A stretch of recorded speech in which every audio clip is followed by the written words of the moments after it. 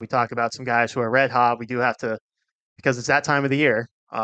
Then Carlos Mendoza said Saturday before the game that he's got to play the hot hands. He's got to play the guys that are performing, and that means JD Martinez on the bench, like he was on Saturday, and you have to wonder what's it going to be going forward.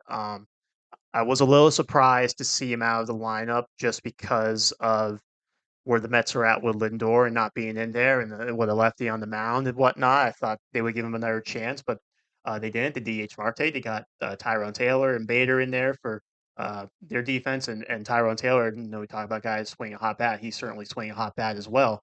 But JD Martinez over his last 30 games, he's hitting 160, 239 on base, a 311 slug, and that's in 106 at bats. That's not very good at all. And his overall season numbers, he's down to 235 batting average, 319 on base. His OPS is 727 with that 408 slugging. So the slugging has continued to plummet for JD Martinez. And he played 113 games for the Dodgers last year, and his numbers were 271, 321, 572 for an 893 OPS.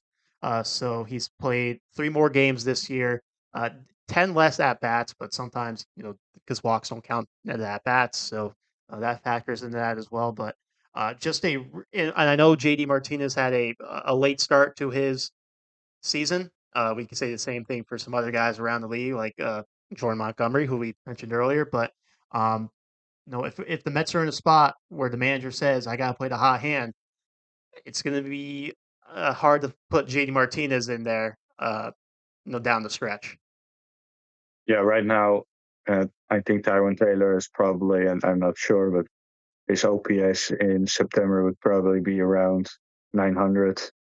So that's something you can look up, Andrew. So he's red hot. Marte is swinging a good bat. And also, if Lindor comes back, you have Acuna who needs a spot. You have Iglesias who needs a spot. All those guys are hitting well, and even Harrison Bader is a guy who at least gives you Gold Glove defense, which is also more productive than a DH in JD Martinez, who just has struggled. It's been definitely been a down year for JD.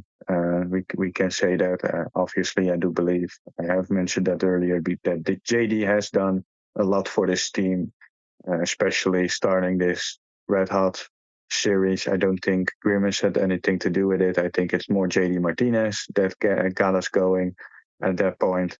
But just right now, with a week left to go, and even if we make the postseason, it's the same.